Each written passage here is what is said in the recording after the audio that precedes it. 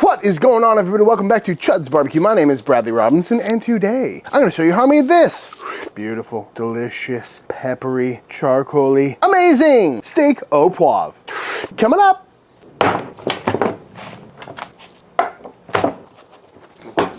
This is some meat. Pat them dry.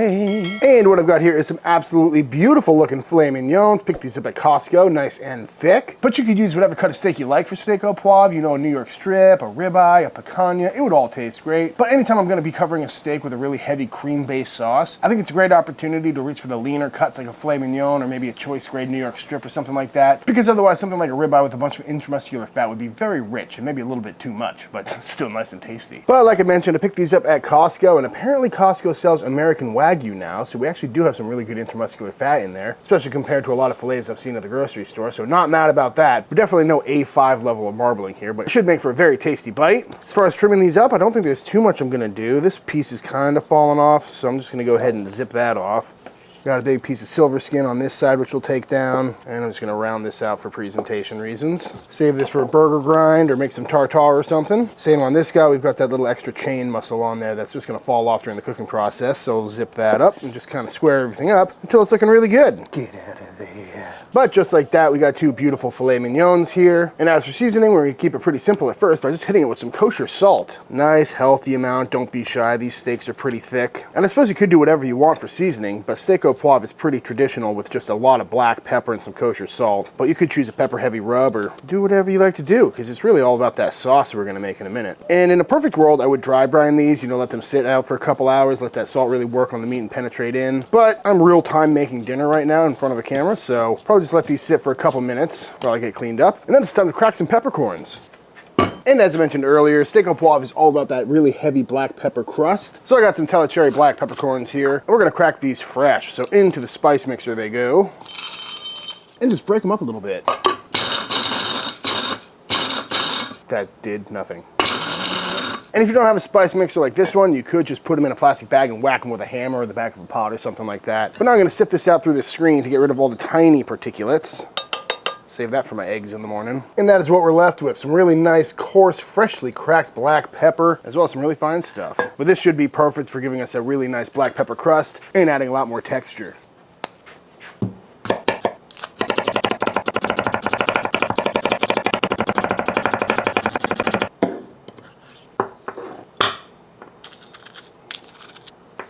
To get our sauce started, we're gonna go in with a drizzle of some sizzle on sale now, chudsbbq.com. That's just some olive oil, and in with our diced up shallot.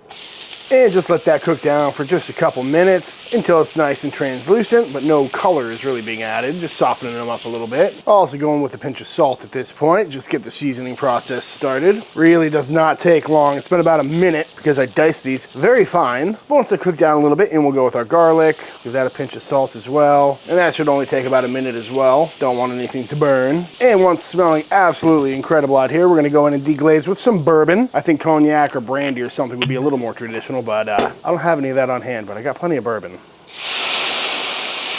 And light it up if you're feeling fancy. Woo! That's always cool. One of the benefits of cooking outside. And let that reduce down for a little bit, making sure to get any bits off the pan that may have stuck so far. And once that's all reduced down to pretty much nothing, we're gonna go with some homemade smoky beef stock.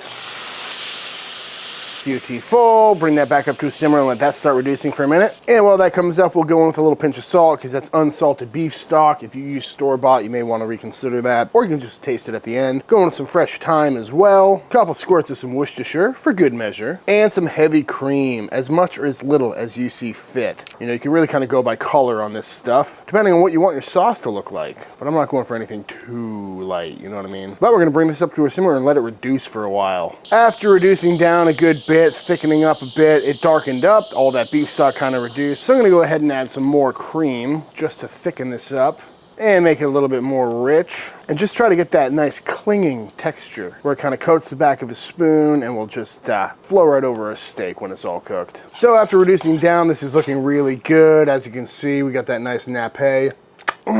Oh my God, that tastes so good, so beefy.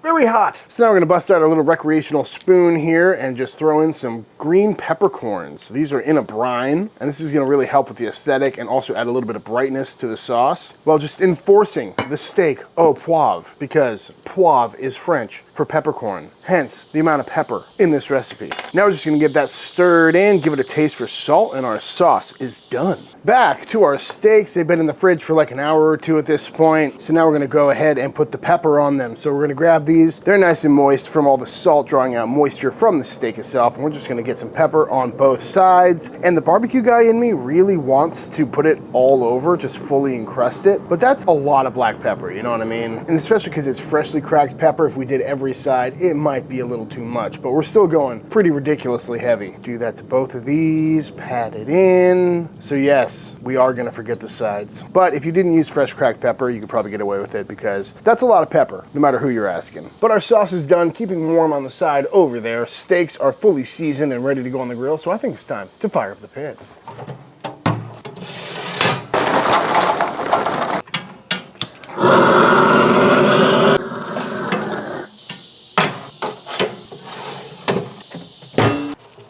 Now that our grill is ripping hot, I'm gonna go down with some beef tallow spray just for a little lubrication and flavor. And then down we go with our beautiful pepper crusted filet mignons. Pat them in, make sure we get some really nice even contact and get a really nice hard sear on this. And typically with steak au poivre, this is all done in a pan. You know, you sear the steak off, then you use the fond to build the sauce that we just made. But I don't know about you, but a burnt pepper fond does not sound nearly as tasty as some charcoal grilling flavor. So we're gonna grill these off, top it with the sauce, and call it a day. And I think it's gonna be really tasty. But at this point, we're just doing some classic summertime grilling, you know? Just cooking some steaks, trying to build a beautiful crust. Try not to burn that pepper too badly, and just cook these guys to a beautiful medium rare. I love a good filet mignon. It's been a long time since I cooked one. Usually I'm reaching for ribeyes or picanhas or something, but these bad boys are feeling nice and tender, and they're pretty good size. But while these sear away, I'm gonna go ahead and shut the lid, trap some radiant heat, and let them cook through a little bit quicker. Now that we're getting a beautiful crust on both sides, I'm gonna go ahead and focus on the sides a little bit, because we're not gonna forget the sides. That'd be a rookie move. Gotta say, I love a hearty pepper crust on a steak like this. Smells great, looks great. Definitely not my everyday approach to steaks, but for the special occasion, I'm here for it. And now that we've got some beautiful crusts built up all around, I'm gonna pull these off to the side a little bit over here. Let them carry over, take an internal temp, and see how much carryover we really need to do to get these up to about 120, 125 degrees. And while we wait for those steaks to rest, we're gonna go ahead and throw some asparagus on, just because, again, this is my actual dinner. Little duck fat spray. Just throw these bad boys on there, hit them with a little more fat, nice fat pinch of salt, and some freshly cracked black pepper. Nothing too fancy here, folks. We're just gonna be grilling some asparagus. Just get at least some vegetables in today's diet. I must say, I do love the grates on the all-new Chud grill here because they're not expanded metal, so the slots in between metal is not as big. So it makes things like rolling around asparagus or searing a steak really easy, because it's a lot harder to get a grease fire or anything, like nothing's gonna fall through those little holes, you know what I mean? But you still get all that charcoal flavor. And they also hold heat really well, which gives you a really even sear. I like it. And just like that, beautiful char, fully cooked through. So off they come. Back over here, I got our sauce heated up again just to make sure it's nice and warm. And we're gonna finish it off with a couple of nubs of some cold butter. Just get that whisked in, because you know, we just need to add even more flavor. And while that melts in, just because it's steak au poivre, I'm gonna add some freshly cracked black pepper. Probably don't need it, but I'm a big fan of pepper. And now we've got pepper that's been freshly ground and toasted and seared onto a steak. We've got the green peppercorns that are pickled in there, so there's no denying the fact that this is in fact steak au poivre. But that butter is already adding a nice velvety texture to this beautiful sauce. And I'm not gonna lie to you guys, I have been just eating it with a spoon the last few minutes while we've been cooking that steak, because it is incredibly flavorful. Definitely gonna be using those green peppercorns again in future sauces. Highly recommend it. But at long last, it is time to slice into this bad boy and see how we did. Beautiful thick pepper crust on there. Smells fantastic. Obviously cutting like butter. It is super tender. Hence the name tenderloin. And yeah, that looks like a pretty good medium rare to me. Happy about that. It's cool how tender the meat is, but how nice that crust is on top. Really adds that textural contrast. Kind of like the foil boat brisket, you know what I mean? But in all its glory, nice and juicy, beautiful hard crust on that, nice medium rare on the inside. Pretty happy with how that came out. Very easy cook too. Gotta love that. I mean, would you just look at it, folks? Come on. A little concerned about this smaller one. Smaller steaks cook at different rates, but let's see how it came out. Still looks pretty good to me. I'm so excited right now. I haven't had a good steak au poivre in a very long time, but I'm ready. Now, to plate this up, we have two options. Option number one is grab some of our sauce here and just go down with a nice mound, and then take our beautiful tenderloin and go right on top, or the polar opposite. Beautiful steak going down, and then take a big spoonful of our lovely sauce and just kind of drench it all over. Let me know in the comments below, which one would you do? All those peppercorns on there looking so good. Beautiful. And there it is, folks. Steak au poivre. I'm ready. I mean, what's not to like here, folks? A beautiful hard sear peppercorn crusted charcoal grilled tenderloin on a bed of some beautiful cream sauce, or smothered with some beautiful peppercorn sauce. Yeah, I'm ready to dive on in. This is one of those where do you even start kind of meals. I think I gotta go for this side. I don't know why. A little dip in the sauce. Beautiful medium rare piece of meat. Let's try it. Oh my God. That is very tasty. That sauce is so flavorful. Like I said, I want to put that on brisket. It is so good. It's got a little bit of that briny note from the peppercorns. It's creamy, it's rich. That bourbon note in the background is just beautiful with steak. Nice tender piece of meat, grilled to perfection. That hard pepper sear is not overpowering. I mean, that's a lot of black pepper, but it really doesn't eat that way. It all kind of toasted off and mellowed out, but wow. It's so rich. It's so tender. Oh my God. Like, tell me you just don't want to take a big bite out of that. I mean, come on. It's so good. It's so tender. Charcoal flavor for days. You can cut it with a fork. Mop up some of that sauce a little bit. Get a little extra peppercorn on there. Flavor bomb. And I suppose the good thing about this dish is if you're kind of unsure of how well you can cook a steak, if you overcook it, just cover it in sauce. And if you cook it perfectly, present it to the world to see. No one will ever know the difference. Also, if you cook your steak ahead of time and you're worried about it being too cold, then you just cover with this sauce. Warms it through. Pretty convenient dish to have in your back pocket. But let's go for this smothered one, shall we? No words. There's so many different types of pepper flavor going on, but none of it is overpowering or too weird. You know, the weird spiciness or the kind of brightness you get from pepper sometimes, it's in there. Then you got the brined peppercorns in there. It's just all adding up to an amazing bite. That's phenomenal. Honestly, that sauce is so good that I'm kind of leaning toward the smothered one, but I definitely prefer the presentation of the laid on top shingled look. But I guess it's choose your own adventure on this one, guys. Dip, dip. Why don't I do this more often? Because I'm not a glutton, or am I? This is one of the few times where I've literally just kind of turned the camera on for me making dinner. I wouldn't have gone this ridiculous if I didn't turn the camera on, but this is definitely worth making. Highly recommend giving this one a try. This is a good, like, luxury, like Valentine's Day kind of meal. Ooh, so flavorful. That crust is unbeatable. New video coming out, brisket au poivre. Just cover a whole brisket in cream sauce. Someone's got to do it. That was so good.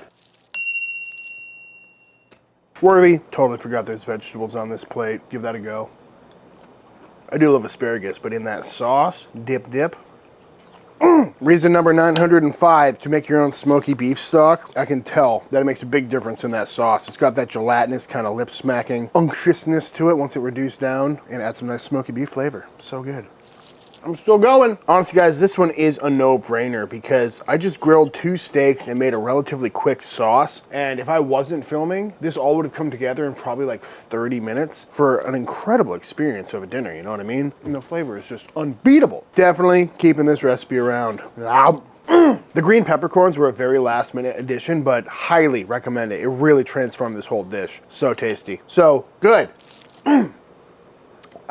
But before I devour both of these steaks, which is something I was not planning on doing, don't tell anybody, I think it's time for the official taste test. All right, y'all, and that is it. That is how to make some absolutely fantastic steak au poivre on the grill. I highly recommend giving this one a try, you know. It's definitely one of the best steaks I've made yet this year, and maybe in a long time. And I really didn't do anything that far out of left field, you know, not too many specialty ingredients. The green peppercorns are kind of hard to track down, but I found them at my local grocery store. And other than a little bit of time to reduce that sauce, it was incredibly easy and pretty quick to make. And it really is one of those dishes that tastes a lot harder to make than it is. So something I'll be keeping in my back pocket moving forward. But all that being said, if you enjoyed this video, let me know by hitting that subscribe button. Let YouTube know by dropping a like on this video. If you give this recipe a try for yourself, be sure to tag me on Instagram at Chuds BBQ. I'd love to see what y'all are cooking. Big shout out to all the Patreon members. Thank you for supporting Team Chud and allowing me to keep making all these videos. And until the next time I see you, please go cook something outside. Peace.